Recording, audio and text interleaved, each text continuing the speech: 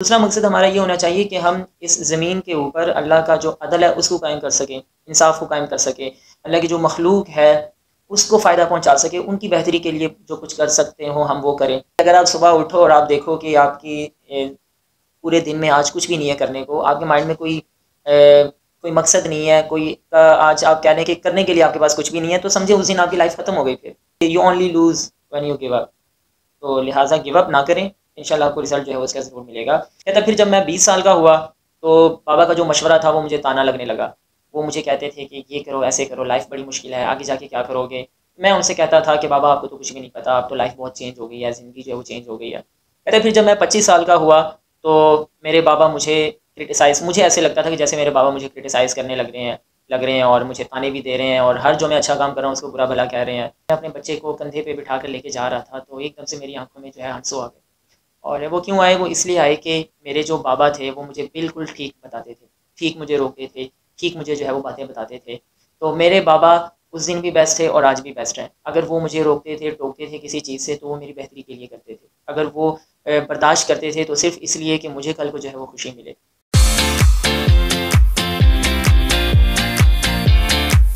लोग कहते हैं वक़्त सब कुछ सिखाता है, तो फिर ऑनलाइन क्लासेस क्यों ले रहे हो? भाई ऑनलाइन क्लासेस के लिए भी तो वक़्त की ज़रूरत है ना, वक़्त चाहिए होता है उसके लिए। तो जब आप उसको भी वक़्त दोगे तो आप बहुत कुछ सीख जाओगे। ज़िंदगी एक फ़िल्म है, बस प्रॉब्लम ये है कि यहाँ इंटरवल नहीं आता, सीधा ट्विस्ट ही ट्विस्ट मिलता है। ओके, ज़िंदगी फ़िल्म तो नहीं है, ज़िंदगी का एक पर्पस है। अल्लाह ने हम इंसान को जिस दुनिया में भेजा है वो एक मकसद के लिए भेजा है। सबसे बड़ा मकसद है वो ये होना चाहिए कि सबसे पहले तो हमें अल्लाह को राज़ी करना चाहिए, उसकी रज़ा हासिल करनी चाहिए।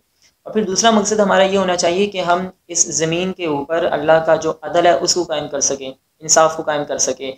अल्लाह की जो मखलूक है उसको फ़ायदा पहुँचा सकें, उनकी बेहतरी के लिए जो कुछ कर सकते हो हम वो करें। अगर अल्लाह ने इंसान को कोई नेमत दी है जो किसी दूसरे के पास नहीं है, तो उस इंसान को फिर उस नेमत को काम में लाते हुए दूसरे इंसानों को फ़ायदा पहुँचाना चाहिए।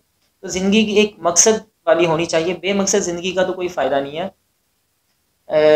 वो इमरान खान कहता है ना कि वैसे मैं बहुत बड़ा फ़ैन हूँ, डाई हार्ट फ़ैन हूँ खान साहब का, तो उसके बारे में तो कोई कुछ भी ना कहे।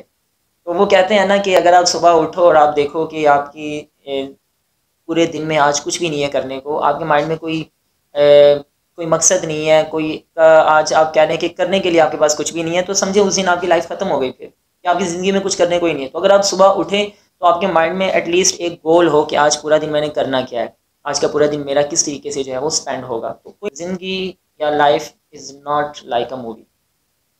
ओके। नेक्स्ट है ओवरथिंकिंग। एक रॉकिंग चेयर की तरह होती है, लगता है कुछ कर रहे हो पर असल में कहीं नहीं जा रहे। आप अपने काम पर ना फोकस करें और उस काम को करें। अगर सपोज़ आप एक चीज़ सोच रहे हैं कि मैंने ये काम करना है, उसको शुरू करना है, आप उसके बारे में सोचते हैं, 1 महीना तक आप सोच ही जा रहे हैं और ये डर रहे हैं कि पता नहीं होगा, होगा नहीं। तो उस चाहे आप उस चीज़ को शुरू करें एटलीस्ट, कोई ना कोई तो उसका फ़ायदा होगा ना, कोई ना कोई उसका रिज़ल्ट आएगा। अगेन मैं वो खान साहब की बात करूँगा, वो कहते हैं कि आप मेहनत रखें, मेहनत करें, कोशिश करें, ठीक है? जितनी ज़्यादा मेहनत करेंगे, कोशिश करेंगे, उसका फ़ायदा होगा। जो रिज़ल्ट्स हैं वो अल्लाह पे छोड़ दें, रिज़ल्ट वो दे देगा। लेकिन आप जो है वो कोशिश अपनी जारी रखें और वो कहते हैं ना कि you only lose when you give up. तो लिहाजा गिव अप ना करें, इंशाल्लाह आपको रिज़ल्ट जो है वो उसका ज़रूर मिलेगा। So stop rocking and start walking, फ़ायदा होगा इसका इंशाल्लाह। चले जी, नेक्स्ट क्या है? नेक्स्ट है बाबा ने कभी थामा नहीं पर गिरने भी नहीं दिया। ओके, फादर की अगेन यहाँ पे बात हो रही है कि जो बाबा होते हैं, जो फादर हमारे होते हैं, वो अपने बच्चों को, वैसे तो इन्होंने लिखा है कि थामा नहीं, मे भी किसी और सेंस में हो। वही वाली बात कि अगर आपका कोई 1-2 साल का बेटा हो या कुछ महीनों का बेटा हो, तो आपने उसे गोद में उठाया हुआ है, उसको इधर लेके जा रहे हैं, इधर-उधर लेके जा रहे हैं, खाने-पीने की चीज़ें उसको लेके दे रहे हैं, तो आप कभी भी उस टाइम पे उसके बारे में कोई नेगेटिव सोच ही नहीं सकते। क्या आप उस टाइम पे सोचेंगे कि कल को जब ये बड़ा होगा तो मैं इसको ऐसे फेंकूँगा जैसे ये तो मेरा कुछ लगता ही नहीं है? तो ऐसे कभी भी नहीं होता। नेक्स्ट है अगेन बाबा के लिए है कि बाप वो दरवाज़ा है जो खुला रहता है चाहे हम अंदर आएँ या बाहर जाएँ। एग्ज़ैक्टली ये भी बिल्कुल अच्छी बात की है इन्होंने कि हमें पता है कि माँ के कदमों के नीचे जन्नत है, लेकिन आपने ये भी सुना है कि बाप जो है वो जन्नत का दरवाज़ा है। तो अगर बाप नाराज़ है, बाप के साथ आपकी जो है वो नहीं बन रही, तो आप कभी भी उस जन्नत में जो है वो दाखिल नहीं हो सकते। चले, अच्छी चीज़ है। अच्छा, नेक्स्ट इस पे मैं अगर थोड़ी सी और बात करूँ ना, कि बाप जो होता है वो कभी भी अपने बच्चों के लिए जो है वो बुरा नहीं सोचता। अच्छा, इसके बारे में एक स्टोरी है, एक सफ़र और एहसास बाबा के बारे में। उसमें वो नरेट कुछ इस तरीके से करता है कि वो कहता है कि जब मैं 5 साल का था तो मैं हर किसी को कहता था कि मेरे बाबा दुनिया के बेस्ट इंसान हैं। वो मुझे घुमाने के लिए लेके जाते हैं, मुझसे बहुत प्यार करते हैं, कंधों पे बिठाते हैं, खिलाते हैं, पिलाते हैं, तो मेरे बाबा जैसा तो इस दुनिया में कोई है ही नहीं। फिर वो कहता है कि जब मैं 15 साल का हुआ तो मेरे बाबा मुझे रोकने टोकने लग गए कि मोबाइल कम यूज़ किया करो, रात को जल्दी घर आ जाया करो, दोस्तों के साथ ज़्यादा देर जो है वो ना बैठा करो। तो मुझे उनकी बातें जो हैं वो चुभने लग गई। कहता फिर जब मैं 20 साल का हुआ तो बाबा का जो मशवरा था वो मुझे ताना लगने लगा।